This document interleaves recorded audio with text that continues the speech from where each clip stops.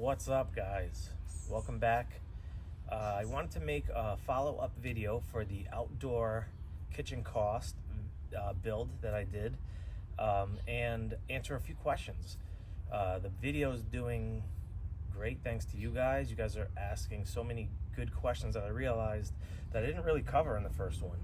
So this video is going to be dedicated to answering those questions and also some do's and don'ts. Definitely some things that I would have or could have done differently now that I know, and I'm gonna tell you all about it. So let's get it. All right, so the first question that I want to go over is how I came up with the layout. So everyone's space is going to be different.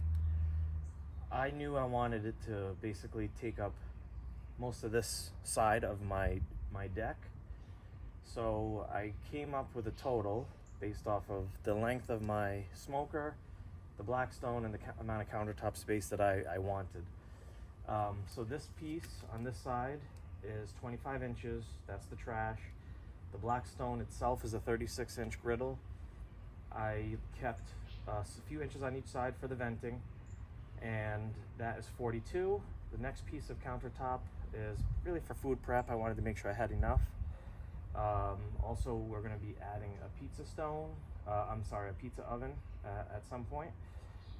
So I don't know if it's going to go there or there yet, but either way, we needed food prep area with some storage underneath. And then I measured my pellet stove, and I made sure to leave some space on each side, and that last piece is 42 inches. So I did it in sections. I built this out, and then that, joined them together, and the same thing for those two pieces, and then I just connected them. The reason for that is if I ever wanted to take this apart, I can actually take this with me if I decide to move. I can just take off the wood paneling and then just disconnect the two sections or four sections, throw it in the truck, and take it with me. Now, that was just me probably overthinking it, but I rather have the option than not. The Blackstone, I'm getting a lot of questions about. One is the heat. The heat is fine. What I did is I left some space on the side for venting. Let me come closer because I know I don't have a mic. But the venting is bouncing off of the cement board that I used. I didn't use wood on the interior, so it's nothing fancy in there, but the cement board makes it bounce. The heat just bounced up and out, and I painted it black. So I wasn't too concerned of what it looks like in there because, as you can see, it just blends right in. I want to show you another question that I got was, how is the Blackstone holding up basically just out in the elements without a cover? I will post a link to this, but they sell this orange silicone that basically sits in the Blackstone, and it protects it from any water. That, with a combination of the metal cover, does just fine. Nothing gets in there.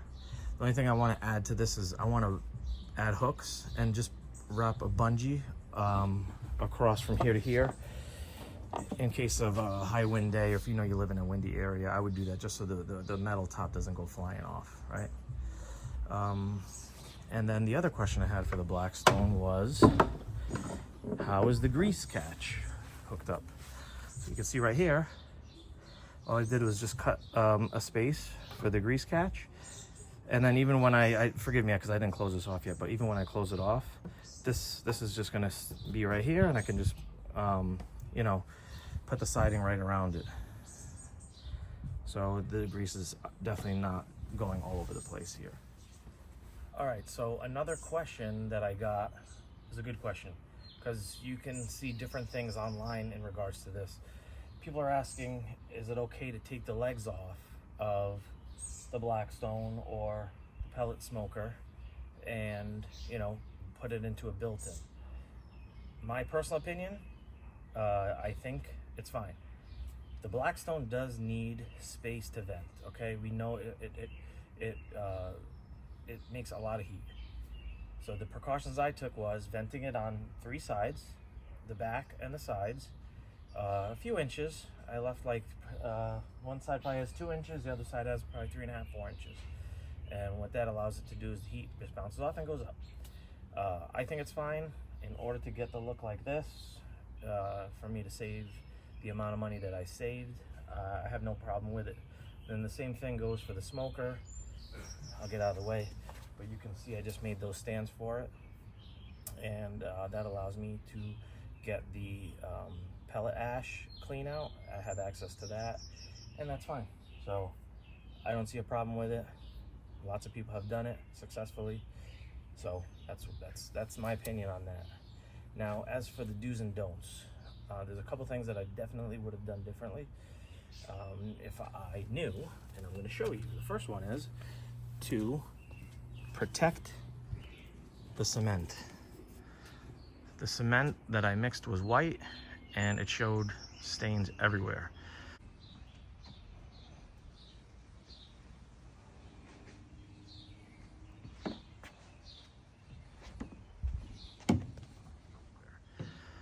I actually sealed this with garage epoxy that was like, it's called silver gray. I wanted white, but I think the white it just shows too much. So I feel like this gray hopefully will not show as much. It's waterproof, so it'll just be able to wipe clean. So I'm going to show you what those stains look like, and I got too excited, and what happened was,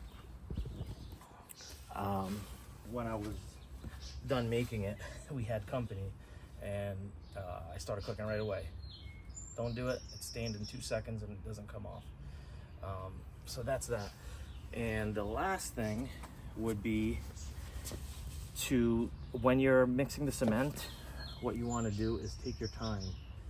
What I did wrong was I did the first one, I followed the steps, which was the far one. It came out perfect. The texture is smooth, minimal bubbles, the edges are nice.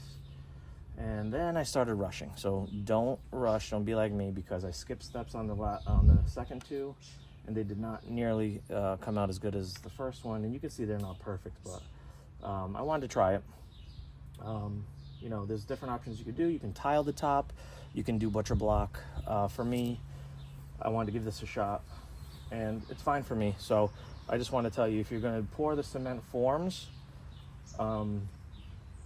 take your time, follow the steps, and don't rush, because the cement, you know, once it dries, there's no real fixing. But yeah, if this is something you want to try, it seems like people are looking to try this, which I hope you do. You can do it. But here is the back.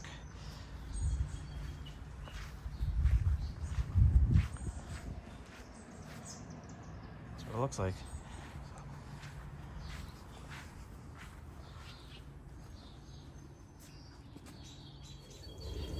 All right, guys, I hope I was able to answer your questions, cover some of those questions I didn't cover before. Thank you for watching the video. I hope you like the kitchen. I hope you do try to make it yourself if that's your goal. But yeah, hope you like the backyard. It's a never-ending project here. And let me know what you think about the backyard, actually. Leave it in the comments. But don't forget to like and subscribe. Thank you.